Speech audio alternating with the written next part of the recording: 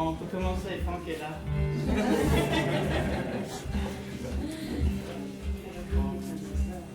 Est-ce qu'on peut passer un peu de temps de juste prier? On va remercier le Seigneur pour ses vacances. Et ouais. On vous remercie pour ce matin.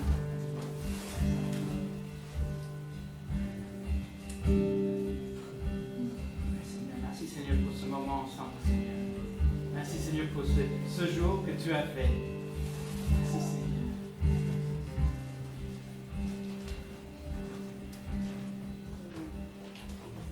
Merci Seigneur pour avoir gardé pendant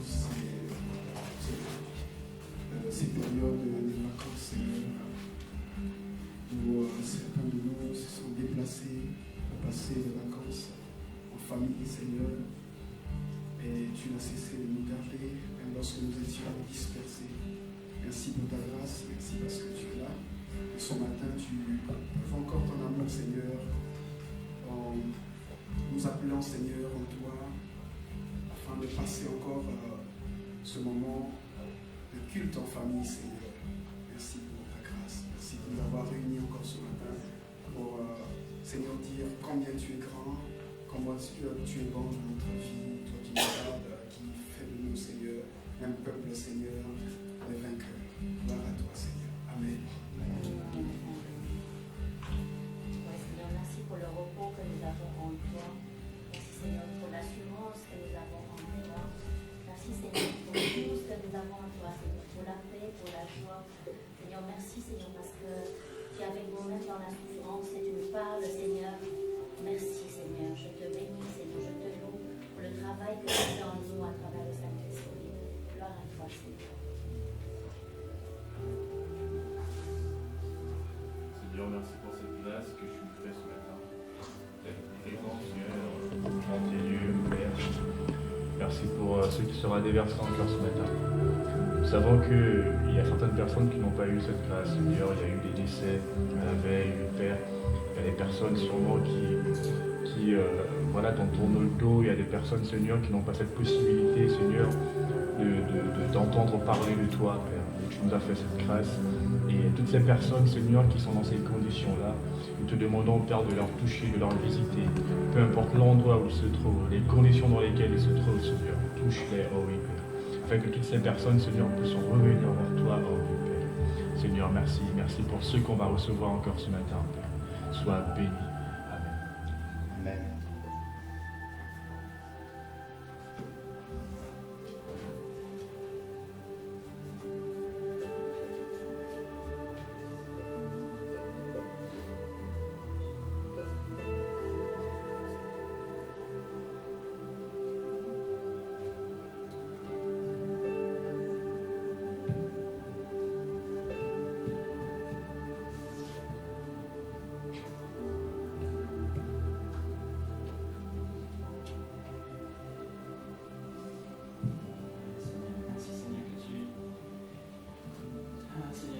Ce louange soit une louange bénie, Seigneur, ça va nous rafraîchir. Merci Seigneur, pour ton amour pour nous, Seigneur. Merci pour ta grâce. Merci Seigneur, pour ta famille.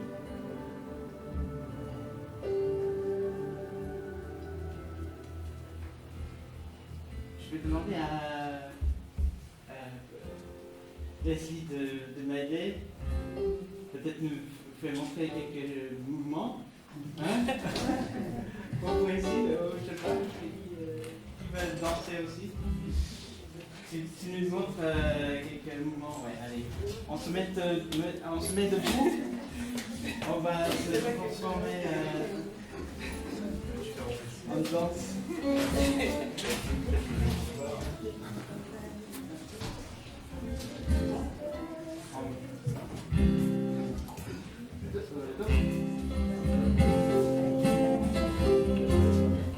Bonjour tout le monde.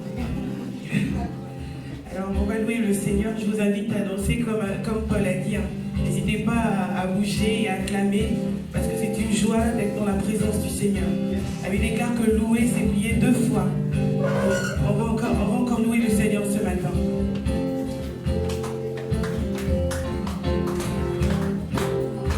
Je chante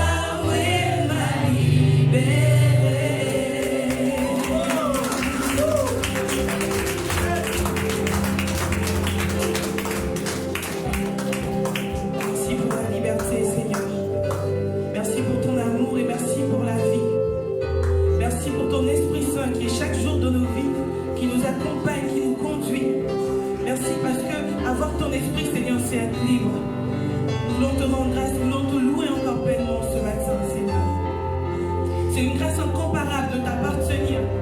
C'est une grâce incomparable de pouvoir dire que nous sommes des co-héritiers de Christ. Seigneur, pour cela nous te louons encore ce matin. Nous te bénissons, nous t'acclamons, nous t'exaltons, Seigneur. Parce que tu es au-dessus de tout, tu es souverain, Seigneur. Oui, ce matin, je peux encore dire quelle grâce incomparable de t'appartenir. Oui, Seigneur, tu es digne de gloire et de majesté, notre Dieu. Oh, une joie immense. Nous sommes dans l'allégresse ce matin.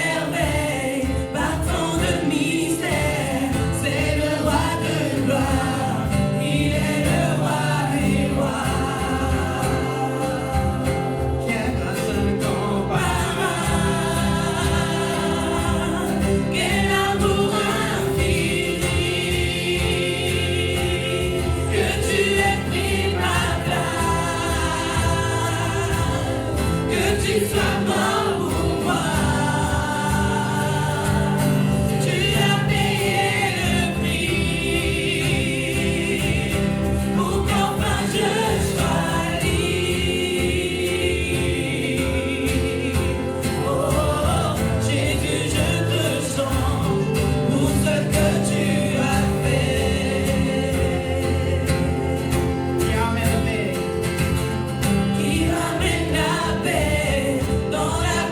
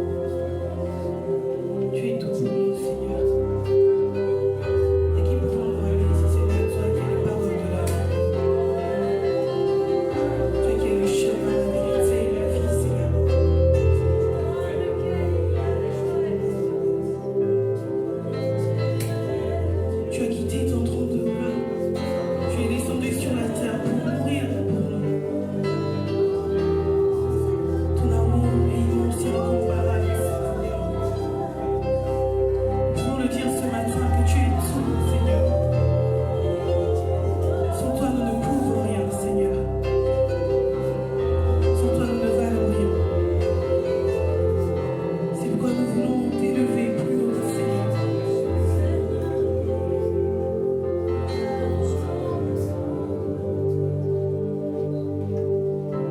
Jésus, nous t'élevons plus haut. Plus haut, nous t'élevons plus haut.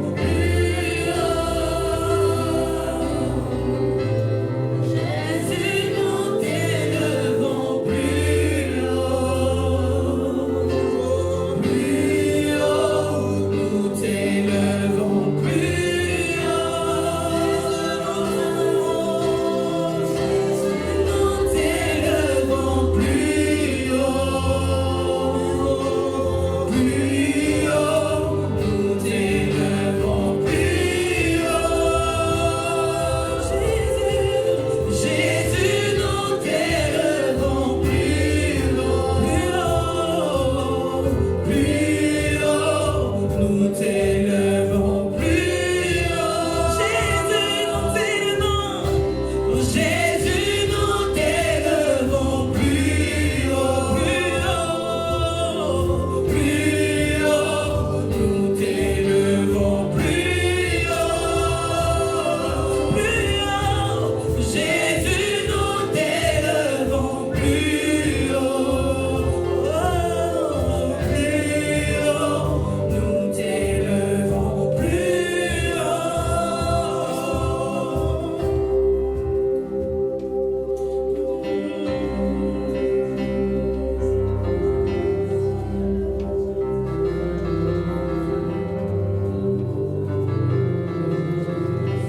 J'aimerais inviter Sébastien, parce que j'aimerais que ça fasse partie de notre louange, parce que quand on loue le Seigneur, on a loué, on a chanté de la grâce.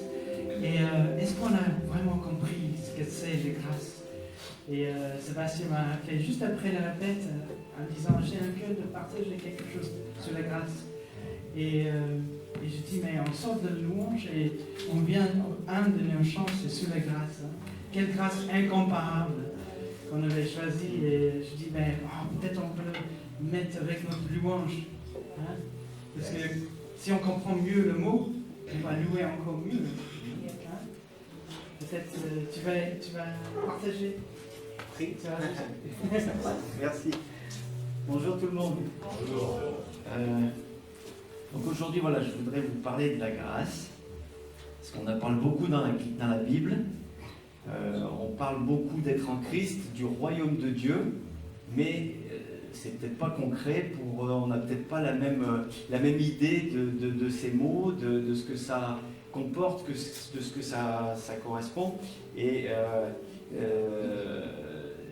je prie pour qu'on puisse en discuter, échanger, et que chacun amène son expérience et que ça nous fasse grandir dans la grâce qui, pour moi, je pense, est la grâce, le royaume de Dieu, être en Christ. Je pense que c'est la dernière marche qui nous est peut-être appelée à gravir pour se rapprocher au mieux de notre Seigneur Jésus-Christ. Donc je voulais d'abord remercier le Seigneur en premier, car s'il ne m'avait pas repêché, nettoyé il y a quelques années, et que s'il ne m'avait pas éclairé sur certains points, je ne me permettrais pas de venir parler devant vous en public, je n'aurais pas la prétention. Ce que je sais, ce que j'ai cru comprendre, j'espère ne pas tromper, je prie pour ça, et c'est pour ça que je l'ai fait sous forme de questions pour que tout le monde puisse y réfléchir et que ensemble on puisse essayer de peut-être mieux cerner le mot grâce.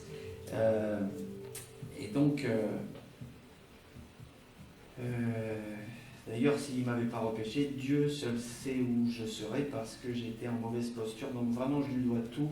Et même quand je vois ce qu'il fait pour ma famille, vraiment, merci Seigneur. Il est présent vraiment avec chacun de nous. Et plus on va vers lui, plus on cherche sa présence, plus il nous donne. C'est une source infinie. Donc je veux vraiment lui rendre grâce parce qu'il agit vraiment à chaque fois qu'on lui demande. C'est notre rocher. Merci Seigneur. Merci. Parce que vraiment tout ce qu'il fait, c'est miraculeux. Gloire à Dieu. Donc, quand il m'a repêché, je vais aller très vite, j'en ai déjà parlé, donc je ne vais pas parler de ma vie. Voilà, il m'a montré un état, ça a duré entre 30 minutes et 2 heures, parce qu'il n'y avait plus justement de notion de temps. Et vraiment, il n'y avait plus de pensée. Et c'est sur ce point que je veux vraiment venir parler, parce que le temps n'existait plus, les pensées non plus, seule la révélation, la certitude que la main de Dieu était en chaque atome. Et j'étais dans une paix miraculeuse. Gloire à Dieu. Et je suis, par contre, revenu après à mes esprits, comme on dit, et à mes pensées. Elles sont réapparues progressivement, et j'ai pu, grâce à ça, comprendre leur rôle pendant notre vie terrestre et leur influence sur notre comportement. Donc je suis redescendu de cet état de pureté que le Seigneur m'a fait voir pendant quelques instants, et j'ai été rattrapé par la chair, par le monde, par toutes ces, comment on dit, les idolâtries qui nous tiennent accrochés dans notre nature humaine et qui des fois freinent notre élévation pour se rapprocher de Jésus. Et donc j'ai regroupé au moins une vingtaine de versets qui évoquent cette rechute que j'ai faite. Donc elle est bien intégrée dans la Bible et c'est pas vraiment un accident fatal. On est tous en train de monter tant bien que mal comme on peut avec l'aide du Seigneur pour nous élever. Mais il y a des rechutes et ce qui compte c'est parce qu'on est pardonné immédiatement par l'amour infini de Jésus. Donc on remonte en selle et on reprend notre route. Donc ça serait trop long aujourd'hui de parler de ces versets. Mais par contre, ce que j'ai écrit sous forme de questions, c'est vraiment pour que, je le répète, mais qu'on puisse échanger, parce que comme les apôtres, ils n'étaient pas isolés, ils étaient ensemble, et ils ont fait de grandes choses, des choses merveilleuses, et d'échanger sur nos aventures, sur toutes les petites graines et tous les trésors que Dieu a mis en chacun de nous, et si on les cumulait, si on échangeait dessus, et qu'on prit dans ce sens, grâce au Saint-Esprit, je pense que vraiment on ferait des pas de géant. Et moi ce que j'ai compris c'est que j'étais pécheur comme tout le monde, il m'a lavé, il m'a remis sur pied par la nouvelle naissance dans Jean, voilà. Après il y a les rechutes et après il y a la sanctification avec l'aide du Saint-Esprit et du Seigneur. Et c'est ça qui vraiment je pense amène à cette fameuse grâce, cette sainteté totale. Est-ce que c'est l'une des dernières marches, vraiment rester dans le royaume de Dieu et peut-être arriver à faire les miracles de Jésus, parce qu'il l'a dit à 1 Thessaloniciens 5,23, que le Dieu de la paix vous conduise lui-même à une sainteté totale. Tout votre être, l'esprit, l'âme et le corps soient conservés irréprochables lors de l'avènement de notre Seigneur Jésus. Donc la barre est haute, hein. Alors, qu'est-ce que nous promet la Bible? Qu'est-ce qu'elle nous dit? Quelles sont les promesses de Jésus? Pourquoi y a-t-il besoin de milliers de pages pour comprendre le mystère des évangiles? Est-ce que nous sommes déjà dans cet état de sainteté totale? Comment le savoir? Où est-ce qu'on en est? Quels sont les obstacles qu'on peut rencontrer? Les aides de Dieu que nous met à disposition? Est-ce que l'on peut y arriver seul, isolé ou comme les apôtres, unis avec nos frères chrétiens? Est-ce qu'arriver à l'amour inconditionnel du Christ est vraiment une grande marche à gravir? La Bible dit, Matthieu 21, vous êtes des dieux. Ça fait plaisir, mais Marc 11, 23, si tu en demandais à la montagne, jette-toi dans la mer, elle s'y jetterait. Matthieu 14, 29, Pierre a marché sur l'eau. Et dès qu'il a eu peur, donc pour moi la peur vient vraiment par les pensées, par le mal qui s'infiltre en nous, par les pensées. Et dès qu'il a eu peur, il s'est enfoncé. Donc ça veut dire beaucoup de choses. Et celui qui croit en moi fera aussi les œuvres que je fais, et il en fera même de plus grandes. Donc c'est incroyable, la promesse que nous dit la Bible, c'est incroyable. Et est-ce que quelqu'un a déjà marché sur l'eau, parmi nous, je ne sais pas, a changé l'eau en vin, ressuscité les morts? Donc moi non, donc je me dis, il y a encore des marches magnifiques à gravir. Le plus beau de l'histoire est devant, et on sait que Jésus est vivant et parmi nous, donc alléluia. Mais c'est quand même incroyable. Est-ce que cet état de grâce serait un état qui serait accessible au-delà des pensées humaines? Ça, c'est ce que je pense. Et est-ce que cette pensée serait l'obstacle majeur au royaume de Dieu, à la grâce, à la sainteté totale? Alors les pensées humaines, ce que dit la Bible, Alors pardon, je vais un peu vite, je lis parce qu'il y a plein d'autres choses à vivre de très belles ce matin. Donc je vais un petit peu vite, mais après bien sûr, le but c'est qu'on échange et ça sera avec plaisir qu'on pourra passer plein de temps en détail pour vraiment y revenir dessus. Mais Ecclésiaste 7:20, non, il n'y a sur terre point d'homme juste, et bien dit juste, qui fasse le bien et qui ne pêche jamais. Proverbe 3:5, confie-toi en l'Éternel de tout ton cœur et ne t'appuie pas sur ton intelligence. Donc il faut vraiment être 100% dans le Saint-Esprit. On ne peut pas se fier à notre intelligence. Romains 7:20, c'est le péché qui habite en moi. 1 Corinthiens 4:6, afin que vous appreniez par notre exemple de ne pas aller dans vos pensées au-delà de ce qui est écrit.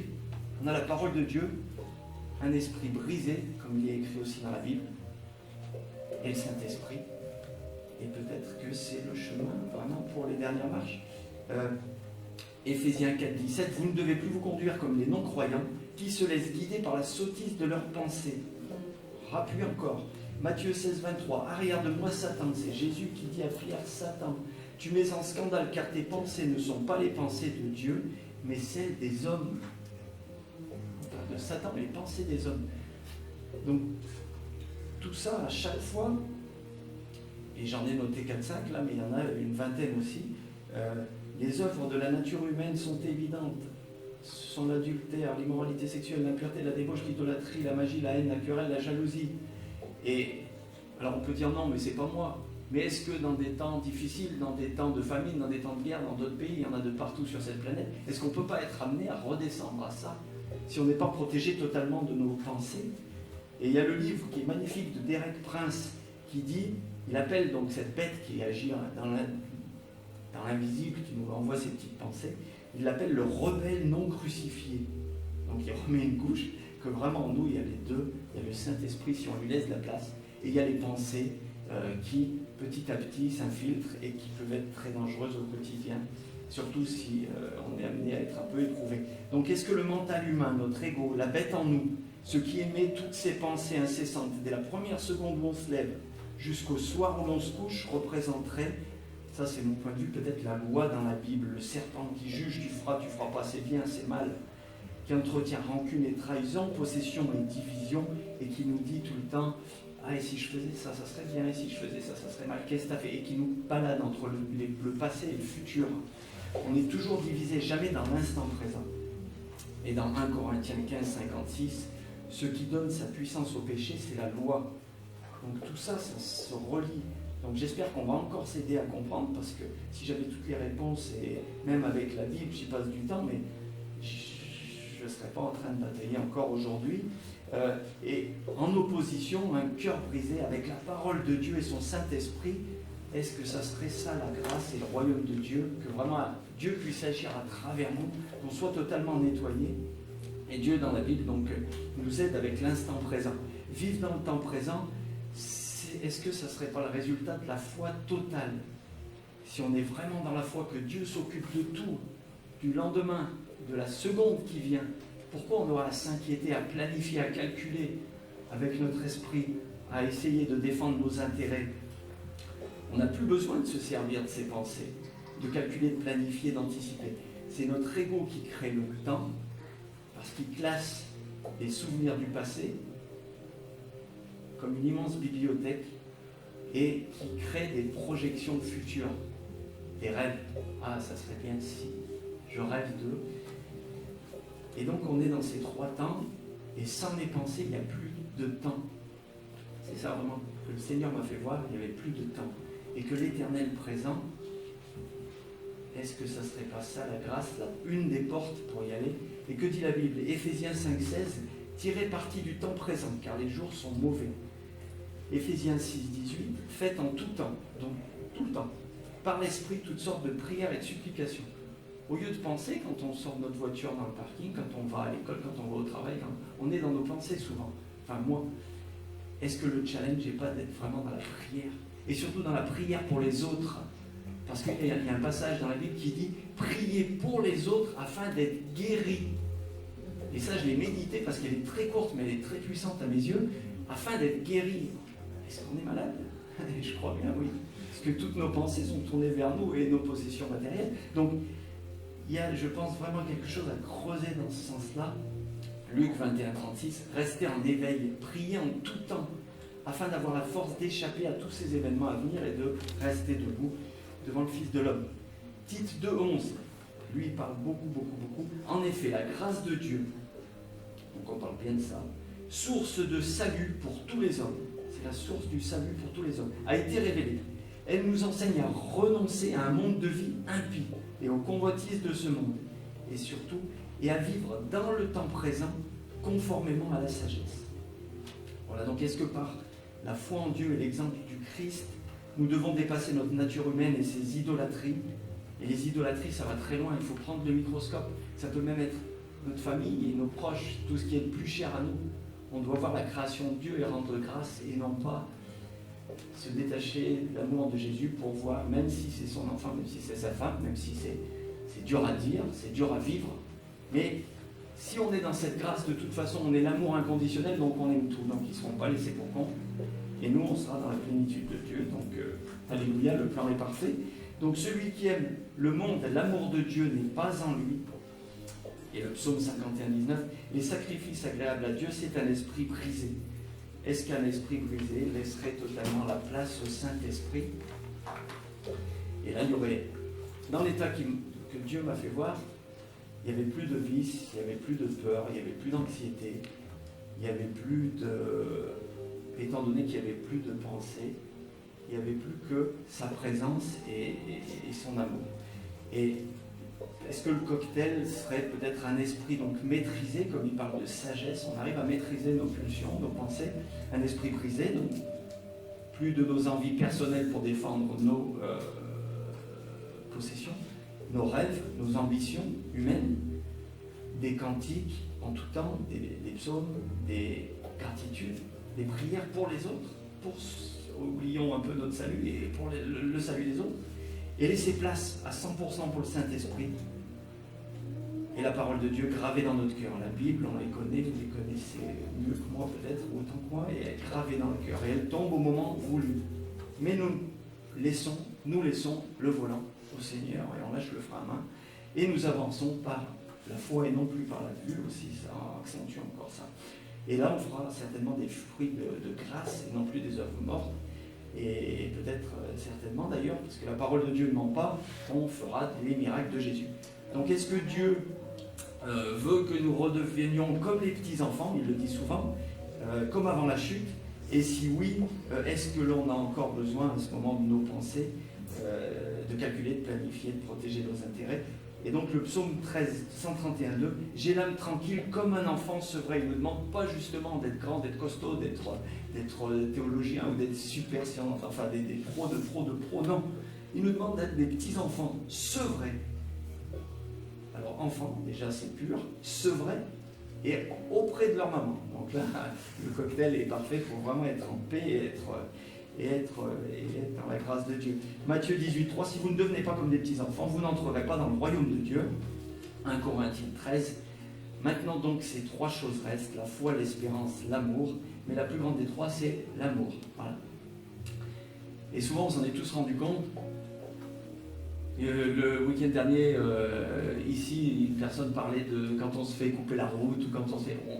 d'un coup, il y a une pulsion... mais qu'est-ce qu'il y a? Et la colère monte et on peut vite ne plus se reconnaître, ou si on raille notre voiture sur un parking, ou si... Et dès qu'on touche nos intérêts, on n'est plus les mêmes. Ou si on s'en prend à notre famille, dans les cas extrêmes, bon voilà. Et donc, c'est cette bête qui rôde en nous, qui est dans l'hypnose avec ses pensées qui nous maintiennent toujours semi-éveillés, voilà, que je voulais appuyer. Je pense que par l'instant présent, Dieu a voulu nous montrer une des portes et l'amour inconditionnel pour accéder à ce fameux état christique. Voilà, si vous ne devenez pas comme les petits-enfants. Voilà. Et il y a un autre verset qui dit « L'amour parfait chasse la peur ». L'amour parfait chasse la peur. Quand il y a la peur, il y a les pensées. Et quand on est dans l'éternel présent, dans la foi absolue, la peur n'a plus de place. Donc, il y a juste à voir quand il y a un couffin et qu'il y a un nouveau-né. Regardez comme les gens se transforment quand ils voient cette grâce, quand ils voient cette pureté. Donc, je pense que quand on devait rencontrer le Christ ou le croiser, tout de suite, et si c'était certainement décuplé au centuple, on imagine l'impact qu'on pourrait avoir sur les autres si on était dans cet état de grâce. Donc voilà. Alléluia. Jésus est avec nous, on a la Bible, on a tout. Alléluia. Merci Seigneur. Amen.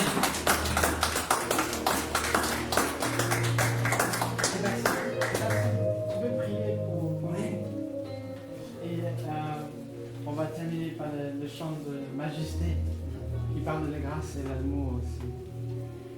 Merci Seigneur de pouvoir se rassembler avec toutes ces belles âmes, Seigneur, tes enfants de lumière, Seigneur. Merci de nous permettre de partager, d'échanger, de grandir ensemble, Seigneur. Et j'espère que petit à petit, on sera moins petit, Seigneur, et plus à ton image.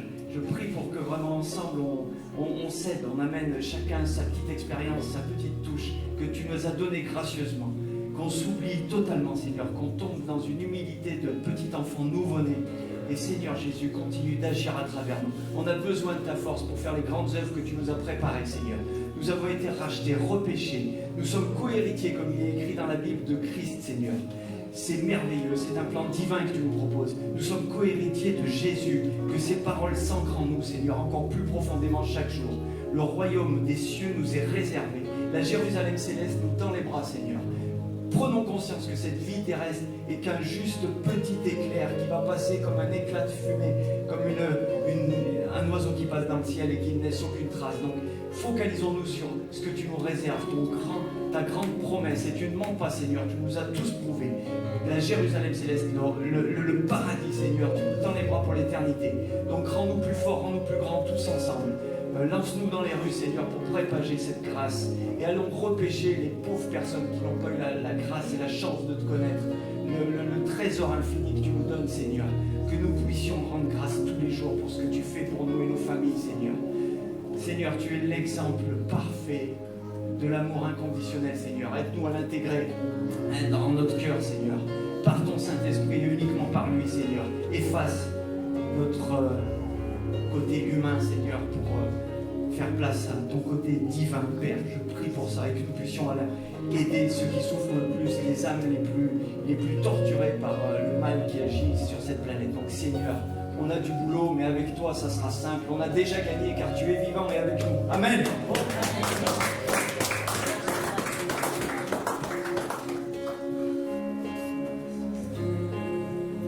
Seigneur, fixons nos yeux vers toi, Seigneur. Me voici devant toi, devant ta majesté.